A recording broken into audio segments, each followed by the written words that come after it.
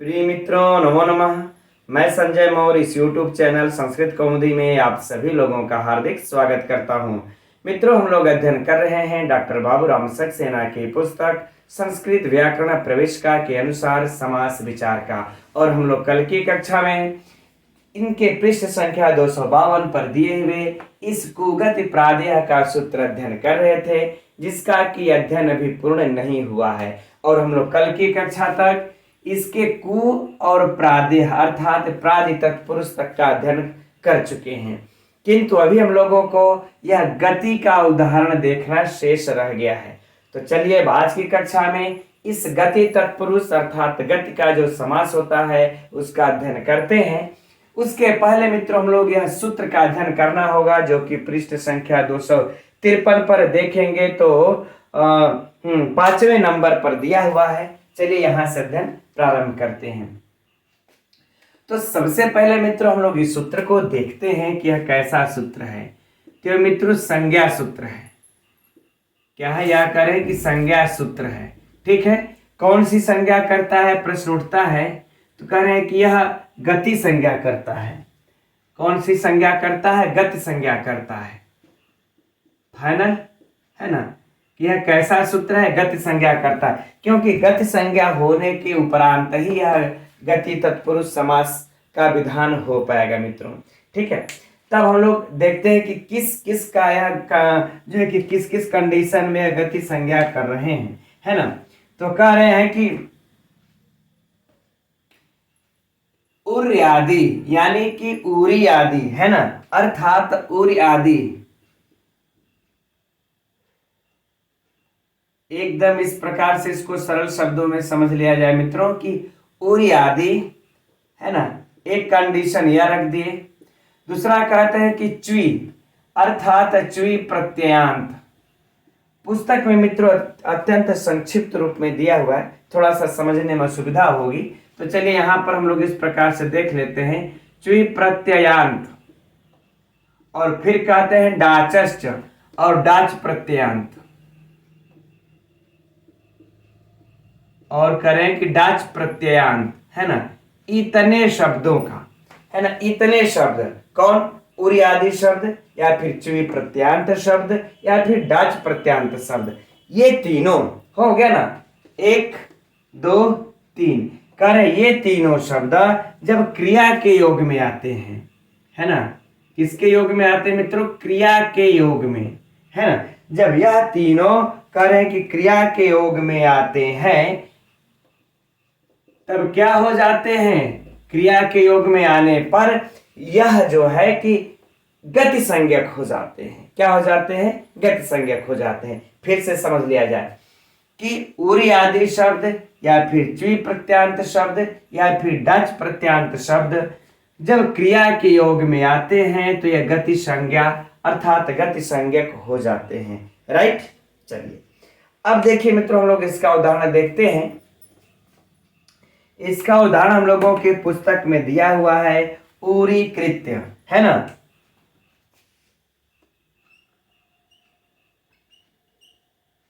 ठीक, उरी कृत्य।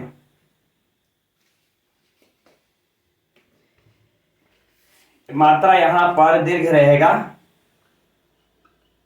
उरी कृत्य। ठीक, यहां पर भी देखिए छोड़ ह्रस्व है, यहां पर भी दीर्घ, ये कर लीजिएगा आप लोग।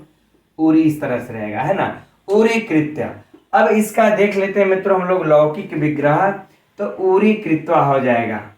क्या हो जाएगा? उरी कृत्वा। ठीक, अब अलौकिक विग्रह भी अगर देखा जाएगा मित्रों हम लोग इसका, तो एक प्रकार से अगर देखा जाएगा तो उरी कृत्वा ही बनेगा। चलिए कैसे होगा उस पर चर्चा कर लेंगे भी हम लोग। अब यहां पर देखिए मित्रों, यहां पर जो है कि क्री धातु है, धनकत्वा प्रत्यय लगा हुआ है, और यहां पर देखिए उरी आदि गण में पठित जो ढेर सारे शब्द हैं उसमें यह पहला शब्द हम लोगों को उरी प्राप्त हो जाता है। अब यह उरी ये इस क्रिया के योग में आ गया। किसके? इस क्रिया के योग में आ गया। अतएव यह उर आदि च्वीडाचश सूत्र से यह क्या हो गया? यह गति संज्ञक हो गया।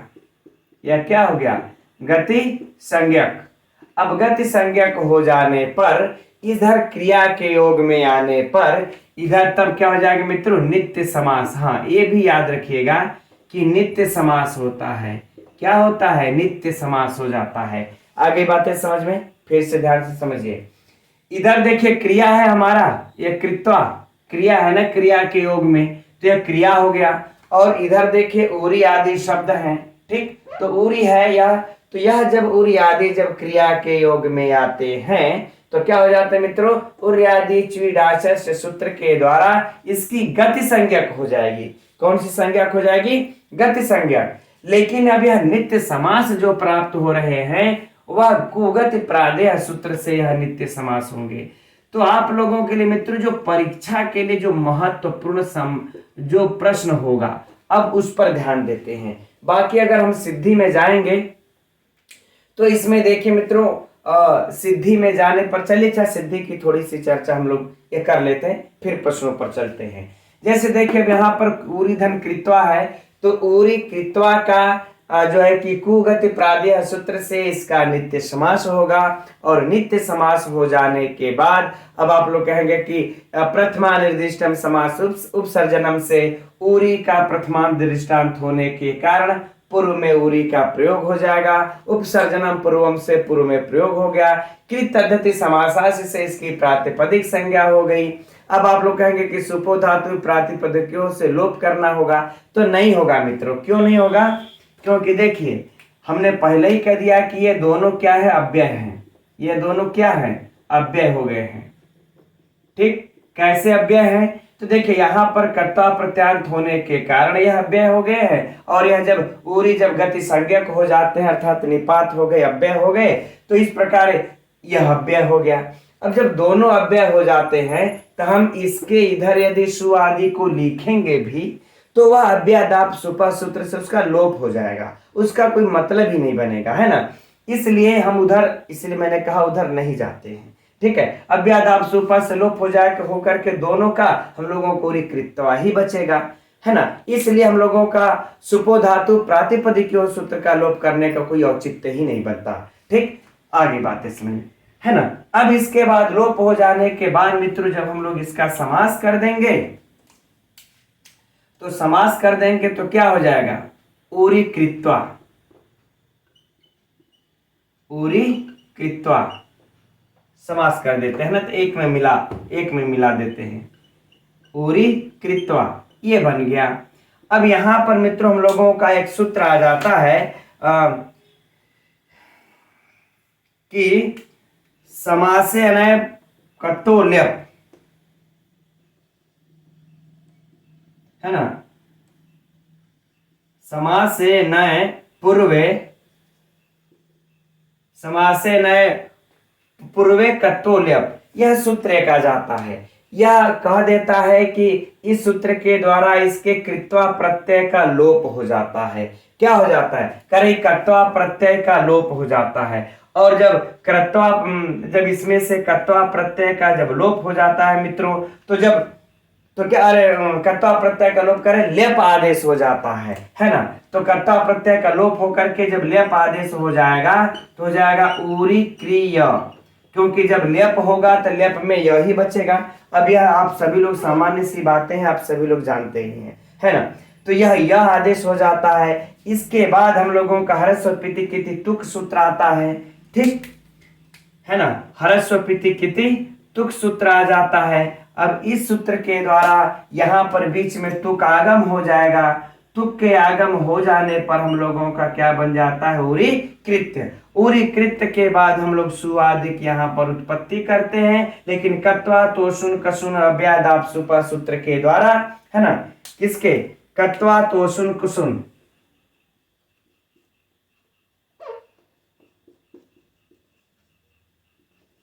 ठीक, इस सूत्र के द्वारा क्या हो जाता है, इस सु का भी लोप हो जाता है। हमारा बच क्या जाता है, सिर्फ ओनली वन उरी कृत्य। तो हमारा यह सिद्ध हो गया। यहां पर मित्रों बस ये चीज अगर परीक्षा में पकड़ लेंगे तो कंफ्यूज नहीं होंगे। कंफ्यूज कहने का मतलब है कि परीक्षा में अगर पूछ दिया कि यह क्या बनेगा, उरी कृत्य बनेगा या उरी कृत्वा बनेगा, है ना। यह भी उदाहरण दे सकता है आपको कि उरी कृत्य बनेगा कि उरी कृत्वा बनेगा, उरी कृत्वा बनेगा। क्या बनेगा इसका, है ना। इस प्रकार से कंफ्यूजन करने के लिए दे सकता है। तो इतना समझ लीजिएगा कि यहाँ पर जो समास का नित्य विधान किया गया है, अगर मूल रूप में देखा जाए तो सिर्फ इस कत्वा को ल्यप आदेश करने के लिए ही, है ना। इस कत्वा को अंत में ल्यप आदेश करके यह करने के लिए ही, ताकि यह कृत्वा को कृत्य होकर के यह हो जाए और उरिकृत्य बन जाए। क्या बन जाए, उरिकृत्य बन जाए। तो इस प्रकार से जब अध्ययन कर लेंगे मित्रों हम लोग, तो आराम से इसको परीक्षा में हल कर सकते हैं कि यह कत्वा नहीं होगा, कृत्य होगा, है ना। कृत्वा नहीं होगा, कृत्य होगा। आगे बातें समझ में। ठीक, अब इसमें बहुत ज्यादा मित्रों हम समझ रहे हैं, अब गहराई में जाने की आवश्यकता नहीं है, यद्यपि ये सब परीक्षा के प्रश्न नहीं है ना। तो अब देखिए हम लोगों से जो परीक्षा में प्रश्न पूछा जाएगा, क्या पूछा जाएगा, अब उस पर चलते हैं जो महत्वपूर्ण है कि उरी कृत्य, इसमें कौन सा समास है, तो गति तत्पुरुष समास है। गति तत्पुरुष समास है। किस सूत्र से गति इसमें समास हुआ है, बस यही दो ठो प्रश्न मित्रों आप लोगों को उलझाएगा। किस सूत्र से यहाँ पर समास हुआ है, तो उर्यादिच्विडाचस्य सूत्र को भूल जाइएगा, इसे मत लगाइएगा आप लोग। किससे हुआ मित्रों, कुगति प्रादेय से समास हुआ है ना। कुगति प्रादेय से समास हुआ। मैंने बताया ना कि यहाँ पर उरी और कृत्वा का कुगति प्रादेय से नित्य समास। अब यह एक व्रत पूछा जाएगा, अगला प्रश्न हो सकता है यह पूछ दे, चूंकि यह सूत्र यहाँ पर हम लोगों को पठित है कि उरी का किस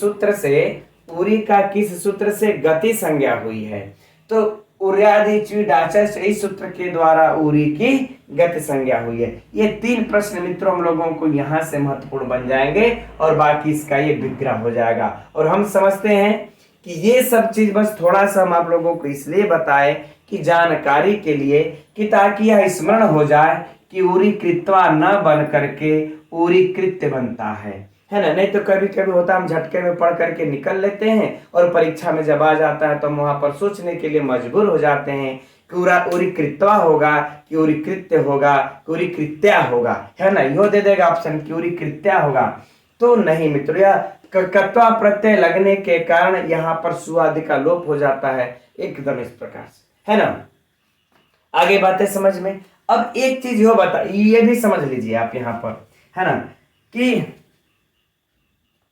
इनका जब भी समास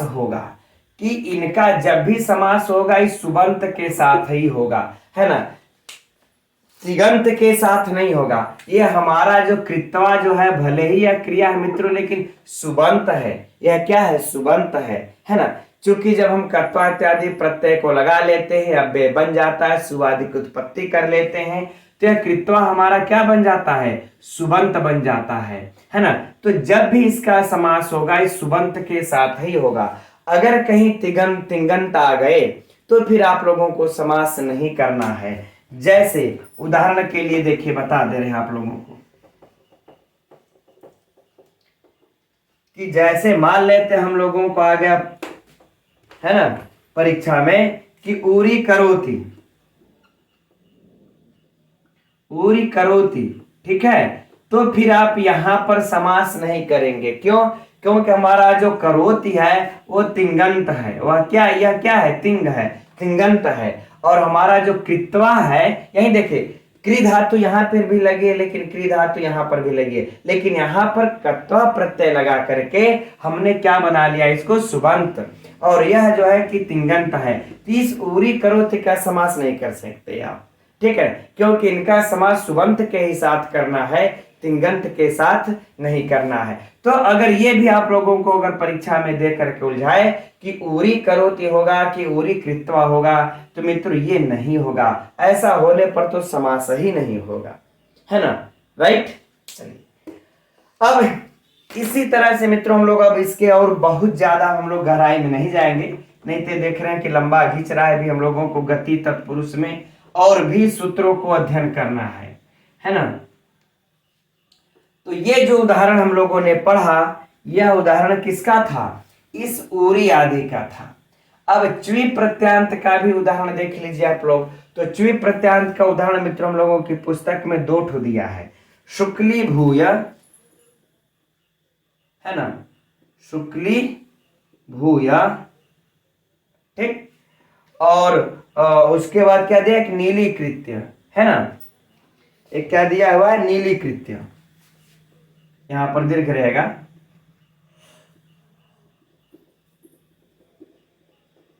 नीलीकृत्य। ये दो उदाहरण इन्होंने दे रखे हैं, एक शुक्ली भू, एक नीलीकृत्य। एक इसका उदाहरण है मित्रों च्वी प्रत्यांत का। तो ये जो शुक्ली आप लोगों को दिख रहा है ना, इसी शुक्ली शब्द में ही च्वी प्रत्यय लगा हुआ है। कौन सा प्रत्यय लगा हुआ है, च्वी प्रत्यय लगा हुआ है। और यह च्वी प्रत्ययांत शब्द जब यह भूयः क्रिया के योग में आता है तो इस उर्यादि च्वीडाचस्य सूत्र के द्वारा इस शुक्ली की गति संज्ञा हो जाती है। कौन सी संज्ञा हो जाती है, गति संज्ञा हो जाती है। और गति संज्ञा होने पर इस कुगति प्रादेय सूत्र के द्वारा यहाँ पर समास हो जाता है। तो यहाँ भी मित्रों हम लोगों का वही सेम प्रश्न होगा कि शुक्ली भूय में कौन सा समास है, तो गति तत्पुरुष समास है। शुक्ली भूय में किस सूत्र से समास हुआ है, तो कुगति प्रादेय से समास हुआ है। किससे समास हुआ है, कुगति प्रादेय से समास हुआ है।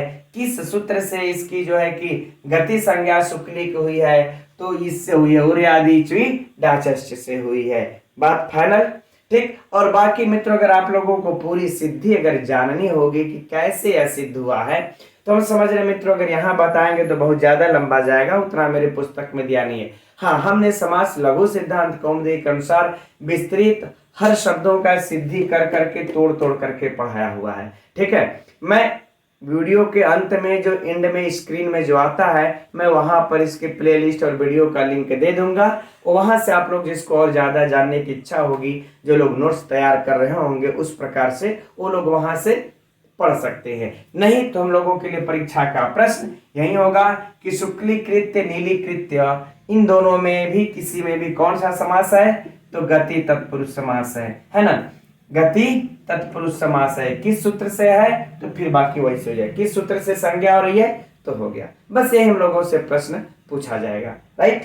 चलिए अब हम लोग आगे बढ़ते हैं। इस डाचस्य वाला भी उदाहरण इसी जगह देख लेते हैं।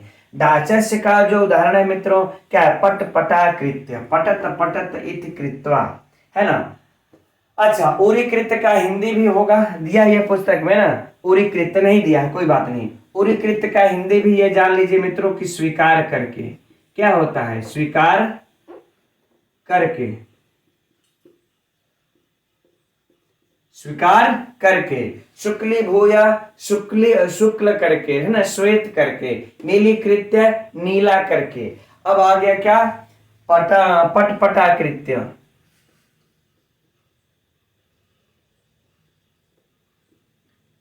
पटपटा कृत्य। मित्रों क्या हो जाए इसका, पटत पटत इति कृत्वा, अर्थात पटत का आवाज करके, है ना, पटत का जो है आवाज करके, पटत पटत इति कृत्वा। अब यहाँ पर मित्रों किसका है उदाहरण, डाच प्रत्यांत का है। यहाँ पर देखिए पटत में यह हालांकि द्वित हुआ है, द्वित हो जाने के बाद पटत पटत में यहाँ पर यह डाच प्रत्यय लगा हुआ है। और यह डाच प्रत्यांत शब्द फिर यही कृत्य अर्थात इस क्रिया के योग में आने पर उर्यादि च्वीडाचस्य सूत्र के द्वारा पटपटा क्या कौन सी संज्ञा हो जाती है, गति संज्ञा। और फिर कुगति प्रादेय से इसका समास होकर के पटपटा कृत्य बन जाता है। और बाकी के सारे मित्रों इसका उदाहरण वही और प्रश्न वही हो जाएंगे जो हम लोगों ने इसके साथ किया, राइट। तो हम समझते हैं एकदम संक्षिप्त में आप लोगों को सूत्र उदाहरण और जो परीक्षा के लिए महत्वपूर्ण प्रश्न है हो गए होंगे। और जिनको विस्तृत मित्रों चाहिएगा वो वहां से देख सकते हैं, इंड स्क्रीन में हम दे देंगे। चलिए अब हम लोग आगे बढ़ते हैं।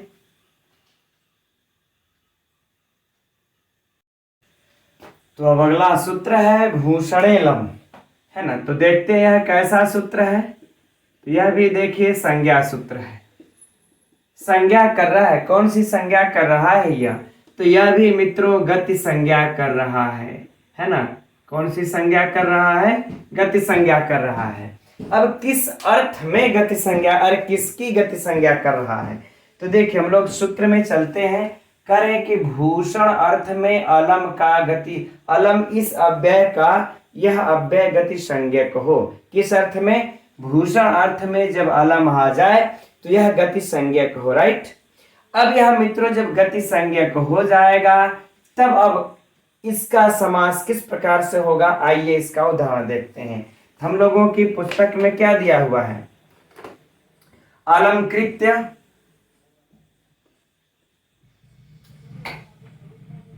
अलंकृत्य है ना,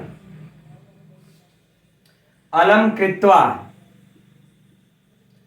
लौकिक विग्रह हो जाएगा अलम कृत्वा, ठीक। अगर अलौकिक विग्रह अगर हम लोग अगर करेंगे भी मित्रों तो क्या हो जाएगा, वही अलम क्री और कत्वा। चूंकि अव्यय हुआ है मित्रों तो यहाँ पर तो सुआदि की मैंने पहले भी जो चर्चा बताई सेम कंडीशन मित्रों यहाँ पर भी लागू होगा, कोई इसमें नई चीज यहाँ पर लागू नहीं होगा, है ना। तो इसलिए हम समझ रहे हैं कि जो अलौकिक विग्रह है यह आप लोगों से परीक्षा में पूछा ही नहीं जाएगा, यद्यपि पूछना भी होगा तो जो पूर्व में हम लोगों ने अध्ययन कर रखा महत्वपूर्ण वो चीज पूछेगा, ये नहीं पूछेगा, है ना। अब हम लोग देखिए इसका लौकिक विग्रह देखते हैं अलम कृत्वा। अब यहाँ पर देखिए है कि अलम यहाँ पर जो है कि भूषण अर्थ में है, अलंकृत्य अर्थात कि सुशोभित करना, अलंकृत करना इस अर्थ में है। यह अलम किस अर्थ में है, भूषण अर्थ में है। अतएव अब इसके बाद है ना यह इसकी गति संज्ञा हो गई, ठीक। इसकी कौन सी संज्ञा हो जाएगी मित्रों, यह गति संज्ञा। गति संज्ञा किस सूत्र से गति संज्ञा हो जाएगी, तो इस भूषणे लम से हो जाएगी, भूषणे लम से इसकी अलम की गति संज्ञा हो जाएगी। अब इसके बाद देखिए हम लोगों को यहाँ पर यह कृत्वा जो है कि यहाँ पर दिखलाई पड़ जाता है इस सुबंत के साथ। तो कह रहे हैं कि कुगति प्रादेय सूत्र से जब यहाँ पर समास होगा मित्रों तो किससे होगा, तो कुगति प्रादेय सूत्र से। परीक्षा के लिए यही आप लोगों के लिए सबसे महत्वपूर्ण प्रश्न है ना। कुगति प्रादेय सूत्र से इसका समास हो जाएगा, बन जाएगा मित्रों अलम कृत्वा, है ना। क्या बन जाएगा, अलम कृत्वा। और अलम कृत्वा बनने के बाद फिर से मित्रों वही बातें हो जाएगी, समास से अनय पूर्वो लेप से इस कत्वा को क्या हो जाएगा, लेप आदेश हो करके क्या हो जाएगा, अलंकृत्य, है ना, अलम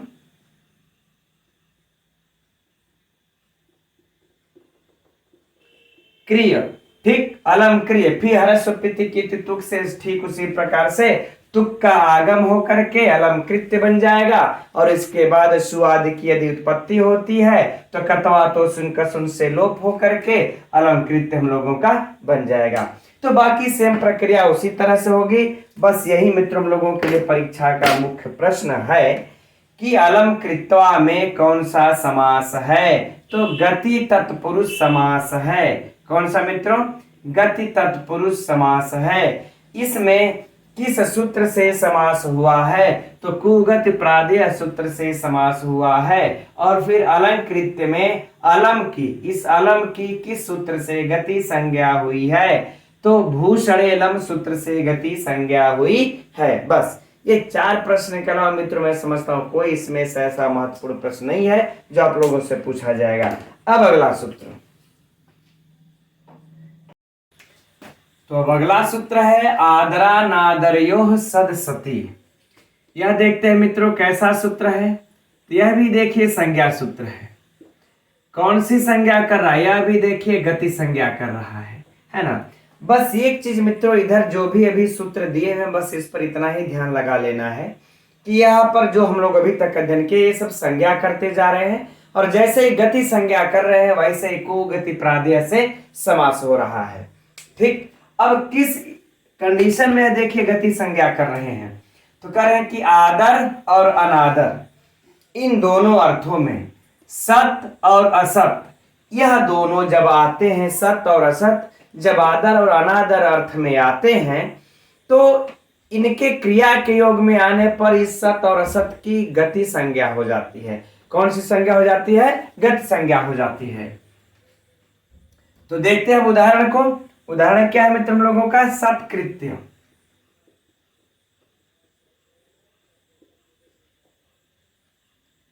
सत्कृत्य ही है ना? हाँ। अब देखिए इसका लौकिक विग्रह क्या हो जाएगा?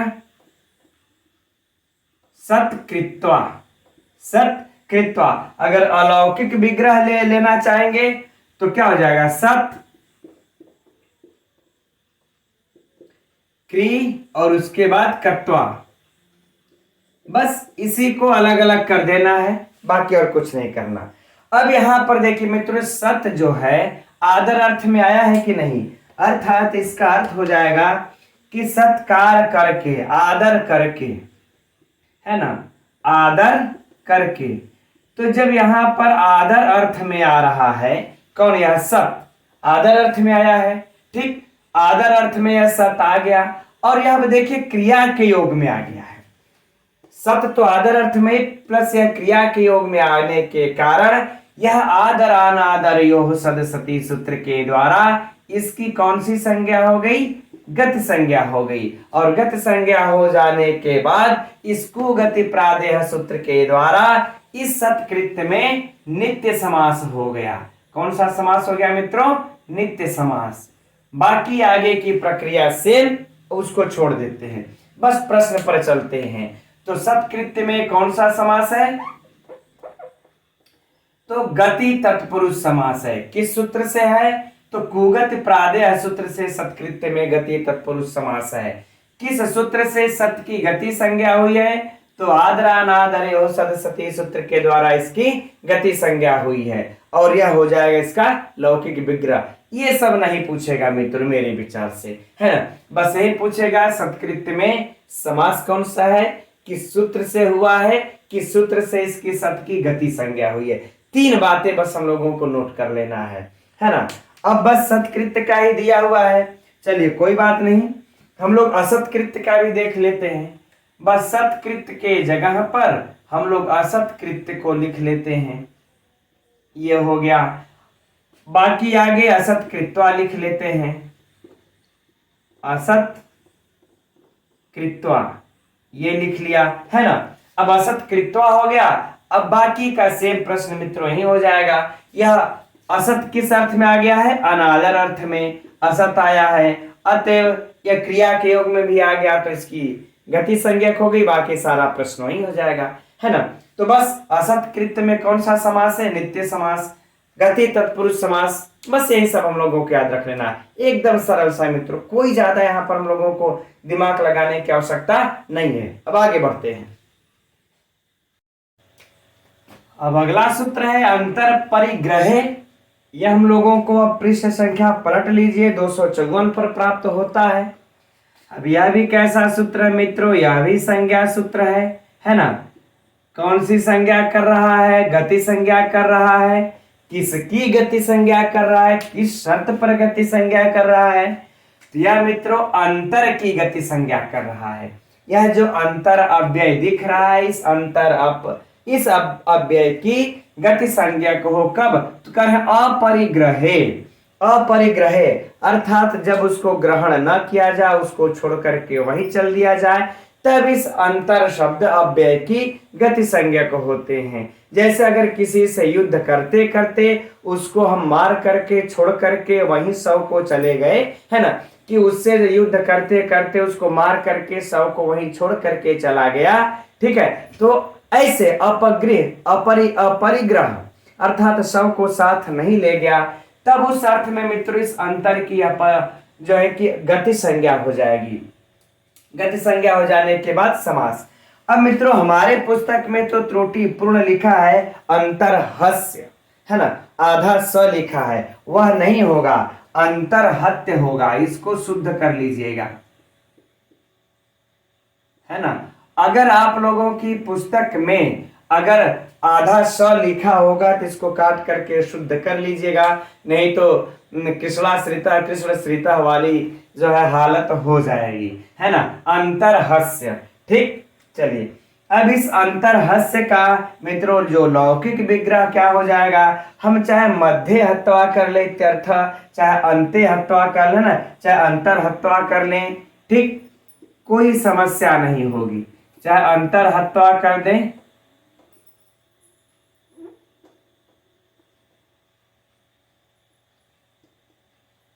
अंतर हत्वा, ठीक है, तो यह भी कोई समस्या नहीं होगी। अंतर हत्वा, और फिर यहां पर क्या हो जाएगा, अंतर, फिर हन, फिर कत्वा, प्रत्यय लगा, हमारा लौकिक विग्रह हो जाएगा। अब देखिए अंतर हत्वा अर्थात अंतरहत्य, उसको मार करके युद्ध में शव को वहीं छोड़ करके चला गया। तो अपरिग्रह के अर्थ में यह जो अंतर शब्द आया है, इसका इस अंतर अपरिग्रह सूत्र के द्वारा इसका कौन सा संज्ञा हो गया, गति संज्ञा। गति संज्ञा होने के पश्चात इस कुगति प्रादेय सूत्र के द्वारा इस यहाँ पर समास हो करके कौन सा समास हो गया, गति तत्पुरुष समास। कौन सा समास, गति तत्पुरुष समास को प्राप्त हो गया, अर्थात नित्य गति तत्पुरुष समास। ठीक मित्रों, ज्यादा कुछ नहीं है। अब बस परीक्षा के लिए प्रश्न सुनिए कि अंतरहत्य में कौन सा समास है, तो गति तत्पुरुष समास है। अंतरहत्य में किस सूत्र से समास हुआ है, तो कुगति प्रादेय सूत्र से समास हुआ है। अंतर की किस सूत्र से गति संज्ञा हुई है, तो अंतर परिग्रह सूत्र से गति संज्ञा हुई है। बस यही 3 प्रश्न मित्रों रखना है। अब हम इसको अंतरहत्वा हमारे पुस्तक में मध्य हत्वा इत्यर्थ लिखा हुआ है, हम इसको भी कर सकते हैं, कोई भी समस्या नहीं होगी, है ना। मध्य में ही छोड़ करके अंतर, वही बात हो जाती है, मध्य में चांद छोड़ करके उसको चला गया, राइट। चलिए आगे बढ़े अगले सूत्र पर। तो अगला सूत्र है साक्षात प्रभृति नीच। यह भी मित्रों कैसा सूत्र है, संज्ञा सूत्र है। यह भी संज्ञा कर रहा है, कौन सी संज्ञा कर रहा है, गति संज्ञा कर रहा है, किंतु मित्रों यहाँ पर विकल्प से होती है। किससे हो रही है, विकल्प से। इसमें एक वार्तिक का भी सहयोग लिया जाता है मित्रों ना, है ना, च्वयर्थ इति वाच्यम। ठीक, चलिए खैर उसका यहाँ पर कोई विशिष्ट आवश्यकता नहीं है, उसकी चर्चा हम लोग नहीं करते हैं, रहने देते हैं। लेकिन अब किसका यह कर रहा है, किस कंडीशन में कर रहा है, तो देखते हैं। कह रहे हैं कि साक्षात का क्रिय धातु के योग में, है ना, कह रहे हैं कि क्रिय के योग में इस साक्षात का विकल्प से गति संज्ञक हो, विकल्प से गति संज्ञक हो, अर्थात एक बार हो एक बार न हो। तो उदाहरण क्या है मित्रों हम लोगों का, साक्षात्कृत्य,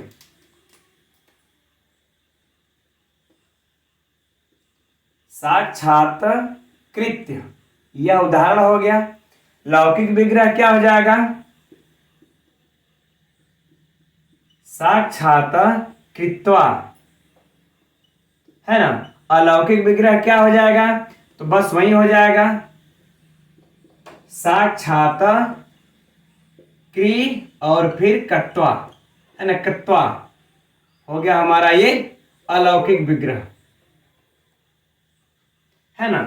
अब यहां पर देखिए मित्रों, सेम बातें वही हो जाएंगी कि इसी सूत्र के, देखिए जो हम लोग अभी तक रिपीट करते आ रहे, भी आगे भी चलेगा, वही रिपीट हम लोगों का वही फिर से होगा। अर्थात साक्षात्कृत्वा में कौन सा समास है, तो गति तत्पुरुष समास है। देखिए यह अब तक आप लोग अगर जैसे लघु सिद्धांत कौमुदी के अनुसार यदि पढ़े होंगे, तो यहाँ पर मित्रों ये सारे उदाहरण आप लोगों को नए देखने के लिए प्राप्त होते होंगे, क्योंकि जो बाबूराम सक्सेना की पुस्तक है यह सिद्धांत कौमुदी के आधार पर लिखी गई है। तो जो सिद्धांत कौमुदी के अनुसार समास पढ़ा होगा वही इन सब उदाहरणों को मित्रों जानता होगा कि नहीं, ये सारे सब उदाहरण चिर परिचित है हमसे, है ना। ठीक, तो चलिए इसकी साक्षात की गति संज्ञा को हो जाने पर विकल्प से जब हो जाएगी, तब विकल्प से गति संज्ञा को होने पर साक्षात्कृत्य बन जाएगा। कुगति प्रादेय सूत्र के द्वारा यह क्या बन जाएगा, समास। ठीक, अर्थात गति तत्पुरुष समास, गति तत्पुरुष समास। पहला प्रश्न कौन सा समास है, गति तत्पुरुष समास। किस सूत्र से है? तो कुगति प्रादेय सूत्र से है। किस सूत्र से? साक्षात की गति संज्ञा साक्षात प्रभृति नीच। राइट, चलिए अब यह तो हो गया मित्रों कि विकल्प से करने पर जब इसका नहीं होगा तब क्या होगा, है ना। एक बार तो होगा, एक बार जो है कि गति संज्ञक नहीं होगा तो साक्षात कृत्वा ही बन जाएगा। क्या बन जाएगा? साक्षात कृत्वा ही बनेगा। तो परीक्षा के लिए हम लोगों को यह तैयार कर लेना है कि यह साक्षात कृत्य भी शुद्ध है और साक्षात कृत्वा भी शुद्ध है। तो यह दोनों हम लोगों का शुद्ध है, यह कृत्य भी बनेगा और कृत्वा भी। अब कृत्य मित्रों कैसे बन जाएगा, यह पहले ही हम लोगों ने अध्ययन कर लिया है कि साक्षात कृत्य में वही कर्ता को लेप आदेश होकर के, फिर बीच में हर्ष प्रति की तुक से आगम होकर के, फिर कर्ता तो सुन से लोप होकर के साक्षात कृत्य बनता है। लेकिन अब यहाँ यह सब नहीं होगा तो साक्षात कृत्वा संधि होकर के हमारा यह हो जाएगा, लेकिन यहाँ पर समास इत्यादि का कार्य नहीं होगा। राइट, चलिए अब देखते हैं अगला सूत्र क्या है, पूर्व अव्ययम। चलिए उसको भी यहीं देख लेते हैं, भी स्पेस है, इसके बाद मिटाया जाएगा।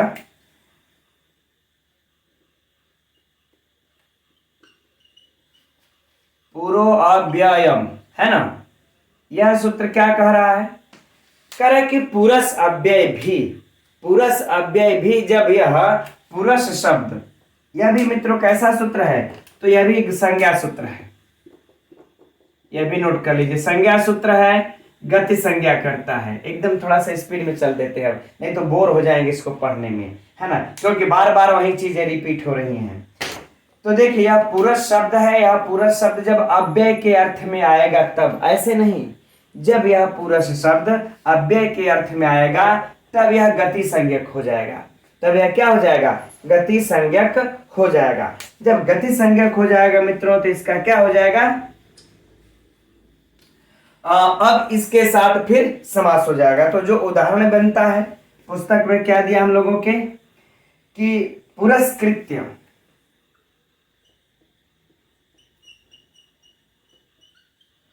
पुरस्कृत्य है ना। अब ये इसका जो है कि लौकिक विग्रह क्या हो जाएगा? पुरस्कृत्वा, पुरस्कृत्वा, ठीक है। पुरस्कृत्वा अलौकिक विग्रह क्या हो जाएगा? सेम वही हो जाएगा, पुरस्कृत्वा, सेम यही हो जाएगा, है ना। अब बाकी मित्रों सारे के सारे प्रश्न ठीक इसी प्रकार से हो जाएंगे। बस पुरस्कृत्य में पुरस की अव्यय संज्ञा और गति संज्ञा किससे होगी?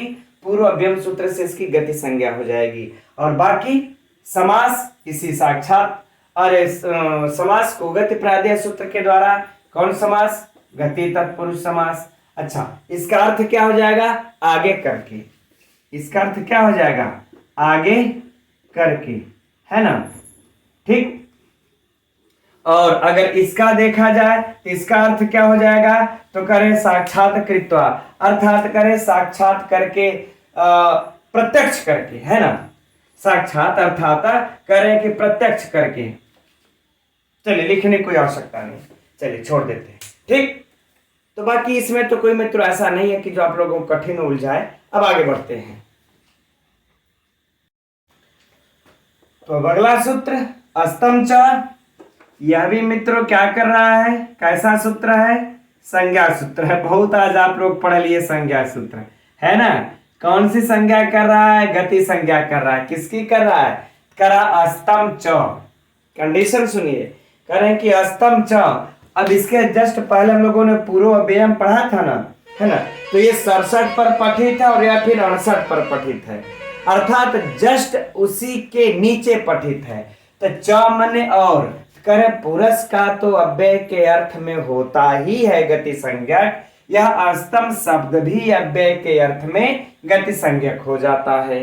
यह अस्तम शब्द भी अव्यय के अर्थ में गति संज्ञक हो जाता है। अब उदाहरण क्या मिल जाता हम लोगों को मित्रों? अस्तम गत्य, अस्तम गत्य, ठीक है ना, अस्तम गत्य। और फिर लौकिक विग्रह क्या हो जाएगा? अस्तम गत्वा, अस्तम गत्वा। अलौकिक विग्रह क्या हो जाएगा? अस्तम गम गत्वा। हो गया, ठीक। अर्थ क्या हो जाएगा? अस्तम गत्व, अस्तम गत्य, उस ओर जाकर। अगर हिंदी भी लिखना होगा तो लिख लीजिएगा मित्रों कि उस ओर जाकर, उस ओर जाकर, राइट। अब फिर मित्र यहां पर देखिए जो अस्तम हमारा आया हुआ है यह अव्यय के अर्थ में आया हुआ है, इसलिए अस्तम च सूत्र के द्वारा यह गति संज्ञक हो गया। गति संज्ञक हो जाने पर कुगति प्रादेय सूत्र के द्वारा यहाँ पर अस्तम गत्य समास को प्राप्त होकर के बन गया। और बाकी आगे के बीच की प्रक्रिया से वही होगी जो हम लोग अब तक पढ़ते आए हैं, राइट। तो अस्तम गत्य में कौन सा समास है? गति तत्पुरुष समास, है ना। गति तत्पुरुष समास किस सूत्र से है? कुगति प्रादेय से है। अस्तम गति संज्ञा किस सूत्र से हुआ? अस्तम च से। बाकी इधर कुछ पूछने जांचने वाला नहीं है मित्रों, लेकिन मैं आप लोगों को नोट करा दे रहा हूं कि एक बार दृष्टिपात कर ही लेते हैं क्या जाता है देखने में, ठीक है ना। चलिए अब अगला सूत्र की तरफ बढ़ते हैं। अगला सूत्र क्या है? तिरो अंतर्धव। देखिए यहां पर भी सूत्र मेरे में गलत लिखा हुआ है, अगर आप लोगों में भी लिखा होगा तो इसको सही कर लीजिएगा। तिरो अंतर्धव लिखा है, तिरो अंतर्धव रहेगा। तिरो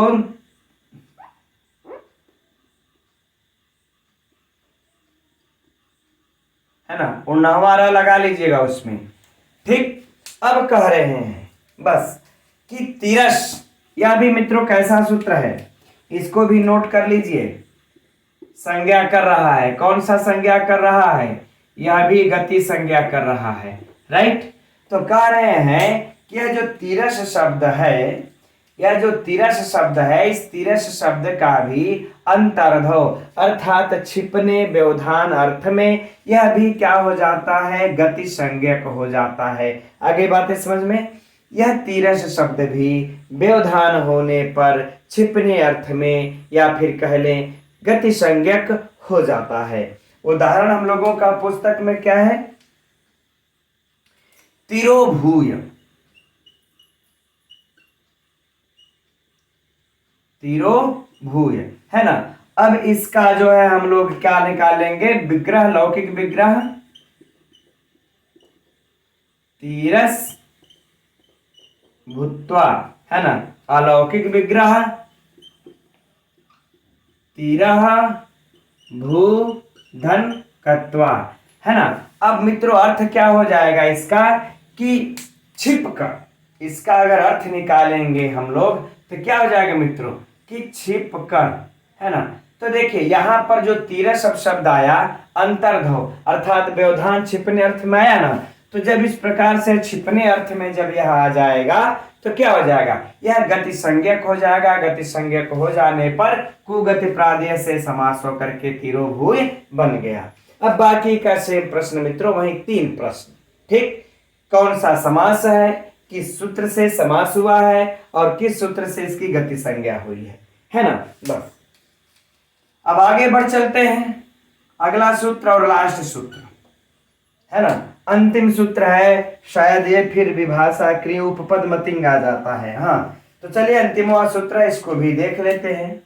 करें विभाषा क्रिय,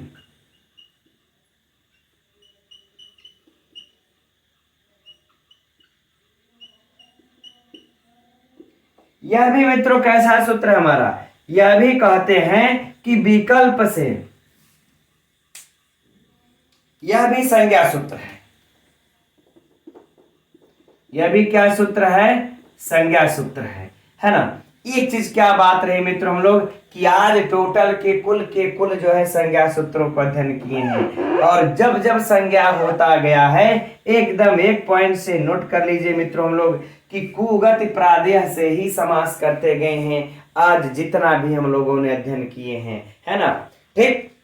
तो संज्ञा सूत्र है, कौन सी संज्ञा करता है? गति संज्ञा करता है, लेकिन विकल्प से करता है। ये चीज नोट कर लेना है। कब करें? यदि यह तिरस, है ना, करें विभाषा क्रिय, जो हम लोग यह तिरोभूय, एक मिनट, जो हम लोग यह तिरस की गति संज्ञक कर रहे हैं, यहाँ पर जो यह तिरस गति संज्ञक हुआ है, तो अगर यह क्रिय है ना, क्रिय के साथ हो तो विभाषा अर्थात तब विकल्प से गति संज्ञक होगा, एक बार होगा और एक बार नहीं होगा। अगर यह क्रि धातु के साथ है, यहाँ तो मित्रों भू धातु है, लेकिन जब क्रि धातु के साथ आएगा तब, तो जब क्रि धातु के साथ आएगा तो क्या बन जाएगा मित्रों, इसका तिरस्कृत्य।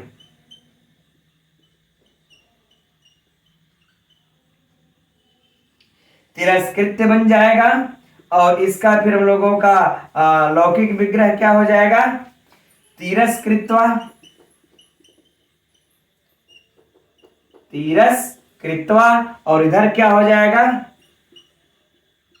तिरः क्री और फिर कत्वा अलौकिक में, राइट। चलिए अब यहां पर मित्रों देख रहे ना कि क्री धातु आई हुई है, तो क्री धातु आई हुई तो एक बार विकल्प से हो, एक बार विकल्प से नहीं होगा। अच्छा, जब एक बार यहाँ पर मित्रों विसर्ग को हम लोगों को सत्व हो जाता है, एक बार हम लोगों के यहाँ पर पुस्तक में देखिए लिखा हुआ है कि तिरः कृत्य, है ना, तिरः कृत्य यह लिखा हुआ है,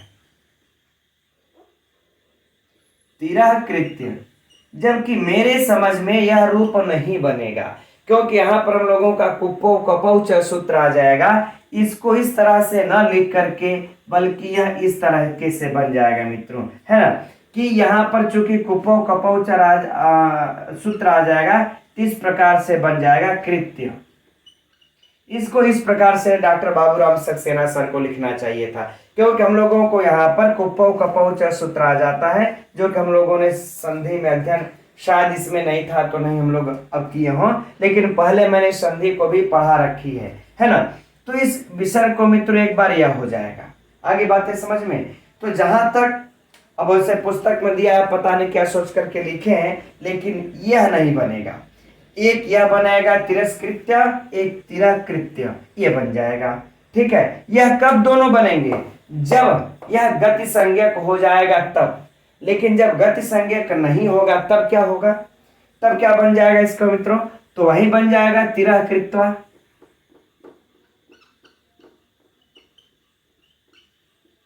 तिरः कृत्वा,